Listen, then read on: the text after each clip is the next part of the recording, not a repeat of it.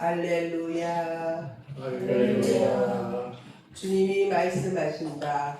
내가 너희에게 진리의 영을 보내리니 그분이 너희를 모든 진리 안으로 이끌어 주시리라. 할렐루야. 주님께서 여러분과 함께 또한 사제의 영과 함께 요한이 전한 거룩한 복음입니다. 주님 영광 받으소서. 그때 베드로가 돌아서서 보니 예수님께서 사랑하시는 제자가 따라오고 있었다. 그 제자는 만찬 때 예수님 가슴에 기대어 앉아 있다가 주님을 팔아넘길 자가 누구입니까? 하고 물었던 사람이다. 그 제자를 본 베드로가 예수님께 주님, 이 사람은 어떻게 되겠습니까? 하고 물었다. 예수님께서는 내가 올 때까지 그가 살아있기를 내가 바란다 할지라도 그것이 너와 무슨 상관이 있느냐? 너는 나를 따라라. 하고 말씀하셨다. 그래서 형제들 사이에 이 제자가 죽지 않으리라는 말이 퍼져나갔다. 그러나 예수님께서는 그가 죽지 않으리라고 말씀하신 것이 아니라 내가 올 때까지 그가 살아있기를 내가 바란다 할지라도 그것이 너와 무슨 상관이 있느냐 하고 말씀하신 것이다. 이 제자가 이 일들을 증언하고 또 기록한 사람이다. 우리는 그의 증언이 참되다는 것을 알고 있다. 예수님께서 하신 일은 이 밖에도 많이 있다. 그래서 그것들을 낱낱이 기록하면 온 세상이라도 그렇게 기록된 책들을 다 담아내지 못하리라고 나는 생각한다. 주님의 말씀입니다.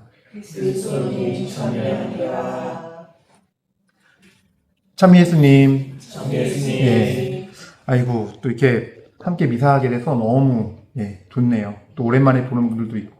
아이는 잘 크나요? 네. 10달. 예, 그래요. 그때 딸이라 그랬나, 딸? 네. 예, 아이고, 그래요. 또, 이렇게 또 처음 왔죠? 미사. 예. 네. 우리 두 분 또 처음 왔고, 좀, 또 처음 오셨고, 예. 조금 좀 생각했던 거와 다를 거예요. 그죠?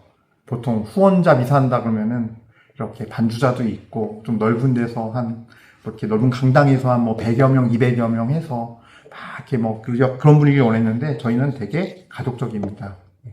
그래서 오늘 이 미사 봉헌하면서 이 가족적인 분위기 속에서 하시는 주님의 강력하지만 따뜻하고 또 우리를 완전히 가까이서 만나주시는 그 주님을 만나 배웠기를 바라고 또 이제 부활의 이 마지막 여정에서 정말 우리 주님께 기쁜 마음으로 그리고 정말 특별한 마음을 가지고 우리 주님의 승리하심, 우리에게 모든 걸 주신 주님께 감사 찬미 드리면서 이 미사 봉헌합시다. 아멘.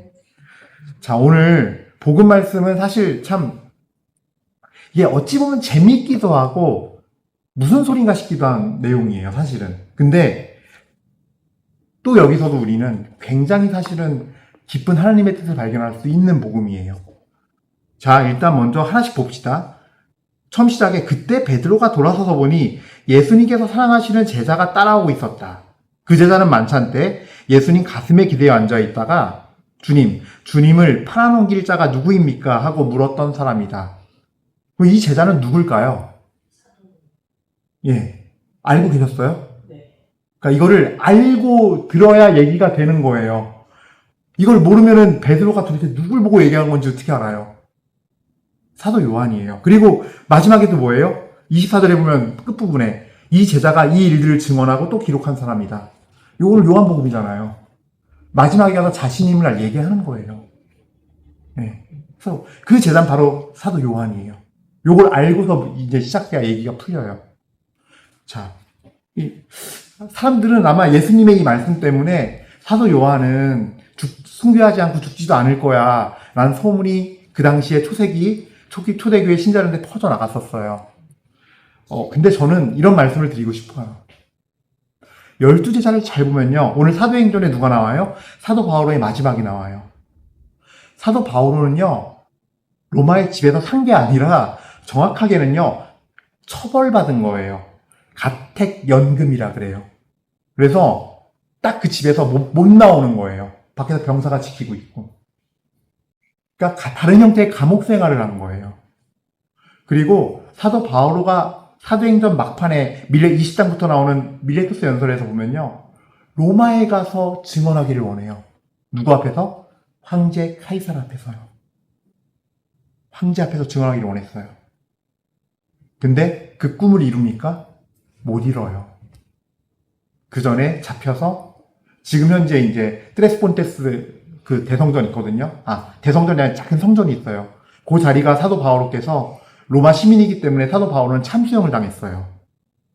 고통스럽게 죽이진 않았어요. 그 로마 시민이라는 어떤 그 자신들의 그 시민권의 품위에 따라서 이제 참수를 시켰는데 거기서 그렇게 순교하시게 돼요. 카이사르 앞엔 서지도 못해요. 어쨌든 간에 사도 바울은 그런 여정을 맞았고 다른 제자들요. 안드레아 사도는 전승에 의하면 X 십자가로 그리스 로마 그 그리스와 저쪽 러시아 쪽까지 선교하셨다가 그쪽에서 X 십자가로 못 박혀 돌아가셨다 그러고요. 사도 베드로는요. 십자가를 거꾸로 나는 바로 매달려 죽을 자격조차 없다면서 거꾸로 매달려 돌아가시고 사도 바르톨로메오는요. 좀 잔인하긴 한데 살 가지고 다 벗겨서 뭐 사도 토마 톱으로 다 썰어서 등등등. 근데 실제로 사도 요한은요. 순교당하지 않으셨어요. 정확하게 표현하면 순교가 되지 않았어요. 한 번은 가마솥에 끓여서 거기에 넣었는데도 멀쩡했고 하나 다치지 않았고 그것도 안 되니까 어떻게 해요? 독약을 먹였는데 독약을 먹고도 멀쩡했어요. 근데 여기서부터 우리가 사실은 묵상해 봐야 되는 거예요. 왜 이런 일이 일어났을까? 사람들은 그저 예수님이 요한을 사랑했다고만 생각해요. 그냥 예수님이 특별히 사랑했어. 특별히 사랑하신 거 맞아요. 한편으로. 근데 무엇인지를 생각해 봐야 돼요. 여러분, 사도 요한을 잘 보잖아요. 요한복음 순환기를 잘 보면요. 사도 요한이 얼마나 정말 하나님께 대한 믿음을 그때 고백했고 얼마나 용감하게 고백했는지가 나와요. 겟세마니 끌려갈 때 사도 베드로와 요한이 같이 따라가요. 베드로는요. 요한 덕분에 그 대사제 가야파 그 관저에 들어가게 돼요. 사도 요한과 거기에 사람들과 친했어요. 하인들이랑. 그러니까 바로 오케이 하니까 도매급으로 오케이 했어요. 베드로 사도도. 근데 문제는 뭐냐면요. 그날 그 시간은요. 여러분들 윤석열 대통령 탄핵할 때 헌법재판소에 사람들 얼마나 많이 왔어요. 딱 그 분위기인 거예요. 밤에 잡혀가지고 재판을 바로 하는 거였고 원로들과 대사자들과 의원들이 모여서 그리고 사람들은 밖에서 안에 또 친한 사람들은 베드로처럼 요한처럼 안에 들어와서 많은 사람들이 거기서 불 쬐면서 기다리고 있었어요. 그때 하녀 하나가 베드로를 유심히 보더니 갑자기 따지기 시작해요. 예수님 따라다니는 그 제자 아니냐고. 나 당신 많이 봤다고. 베드로는 아니라고 잡았대요. 사도 요한 옆에 같이 있는데 대사제 하인들이랑 친하다고 이게 해결될 상황은 아니에요. 근데 베드로, 야고보, 요한은요. 예수님의 삼총사였어요. 회당장 야이로의 딸이 죽었을 때도 예수님이 부모님과 베드로, 야고보, 요한만 데리고 들어갔어요. 다볼산에서 걸어가게 변모하실 때도 베드로, 야고보, 요한만 데리고 들어갔어요. 무슨 얘기냐? 예수님이 계신 곳엔 항상 군중들이 볼 수 있었던 사람인 거예요. 베드로하고 사도 요한은요. 그럼 사도 요한은 어떤 생각이 들었을까요? 사도 베드로는 잡아떼다 도망가요. 자기 혼자 남았어요. 근데 사도 요한은 거기서 매우 용감한, 그것도 주님의 은혜예요, 사실은. 선택을 해요. 끝까지 따라가자. 사도 요한은 특별히 사랑받는 이유가 있어요. 이미 목숨을 그때 버렸어요. 그리고 십자가에 있던 유일한 사도였어요. 유일한 사도. 그 밑에서 예수님의 죽음을 이제 다 이루었다라는 말씀, 그 말씀을 듣는 유일한 사도였어요. 그러니 사도 요한이 자기 자아뿐만이 아니라 자아의 끝인 목숨까지 내놨는데 예수님께서 가마솥에 끓여지던 독약을 먹던 하느님께서, 예수님께서 저는 당연히 보호했을 거라 생각해요. 사도 요한에게 더 이상 받을 게 없잖아요. 제가 이 말씀을 왜 드리냐면요. 사도들도 다 각기 다른 여정을 걸었고, 제각기의 모습이 있었고, 또 사도 요한처럼 좀 특별한 경험을 한 사도도 있어요. 근데 중요한 건요, 모든 영혼의 존재값은 조금씩 달라요. 왜냐면 모세가 드러낸 하나님의 영광에, 그 영광에 드러난 그 크기만큼의 영혼의 값이 있는 거고, 사도 바오로가 한 것만큼의, 사도 베드로가 한 것만큼의, 사도 요한이 한 것만큼의 그것이 다 있어요. 근데 딱 하나는 공통돼요. 자기를 버리지 않으면 안 돼요. 딱 하나 공통돼요. 모든 사도가 순교를 했던, 순교를 하지 않았던, 그 무엇이든 다 자기를 버렸어요. 다 자기를 주님께 내어 바쳤어요. 사도 바오로도 본인의 열망은 로마에서 황제 앞에서 예수 그리스도를 증언하고 복음을 선포하는 거였지만, 그거 안 됐다고 실망하거나 원망하지 않고 로마에서의 여정을 마지막으로 하면서 오는 사람을 누구든지 다 맞아들이면서, 오늘 사도행전 말씀대로 누구든지 맞아들이면서 방해받지 않고 예수 그리스도를 전했다 그랬어요. 갇혀있는데 방해가 없는 거예요. 가장 어디 나가지도 못하고 극심한 방해를 받는 건데, 그 방해를 방해로 여기지 않고 그 방해를 믿음으로 이겨내며 오는 사람마다 한 명 한 명 최선 다해서 전한 거죠.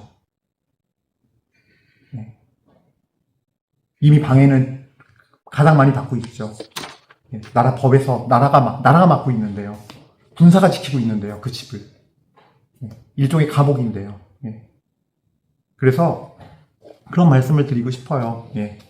우리가 이 복음 안에서 제자들의 여정을 쫙 봤을 때, 우리가 주님의 제자고 주님의 사람이라면 딱 하나예요. 우리도 나를 버리고 주님 따라가야 돼요, 그냥. 제가 이거를 매 미사 때마다 강조하는 이유는 딱 하나예요. 그렇게 해야 예수님과 내가 하나가 되어 살기 때문이에요.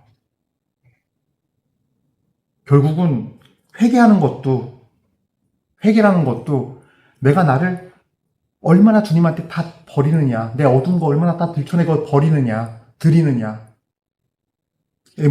문제이고, 내가 정화됨도 내가 얼마나 다 내어드리고 순종하느냐의 문제이고, 내가 성화가 되고 그리스도의 완전히 빛으로 나가는 것도 내가 얼마나 주님께 다 내어드리느냐의 문제예요. 우리는 예수님이 우리에게 원하시는 건요, 베드로에게도 그러세요. 그것이 너와 무슨 상관이냐? 요한의 삶과 너의 삶이 다르다. 무슨 상관이냐? 너는 나를 따라라. 따르라고 말씀하세요. 다른 말씀 없으세요. 사실 사도 요한에게도 다른 길인 거지, 너도 나를 따라라 해요. 그렇다면 우리에겐 뭘까요? 우리에게도 너는 나를 따라라. 사실 요즘 시대가 좋아져서 뭐 잡혀 죽고, 나라 법에 의해서 잡혀 죽고 이런 게 없을 뿐이지, 물론 북한이나 이슬람 국가들은 그렇지만요, 여전히 삶이 너무 괴로워서 정말 매일매일 나를 버리고 사는 것이 너무 괴롭고, 진짜 무슨 불을 통과하는 기분이고, 그런 여정은 여전히 존재해요, 우리 삶에서. 그렇죠? 쉽지가 않잖아요. 다 우린 각기 다르지만 결국 우리도 주님의 제자요, 주님의 사람들이에요. 결국은 우리도 매일매일 여정 속에서 아주 딱 정말 제자들이나 우리 순교자들에 비하면 작아 보일 수는 있어요. 하지만 매일매일 그 여정 속에서 결국은 예수님의 순환에 완전히 동참하는 거예요. 그거 거부하면 모르겠어요. 세상 축복받고 잘 살 수 있을지 몰라요. 남들이 보는 뭐 돈 잘 벌고 하는 것마다 잘 돼, 자녀 축복받아, 장수해. 하지만 마지막에 예수님 앞에 섰을 때 뭘 받을까요, 우리가? 받을 수 있는 게 없어요. 마지막에 가서 정말 말 그대로 망하는 거예요. 웃을 수가 없어요. 망하는 거예요.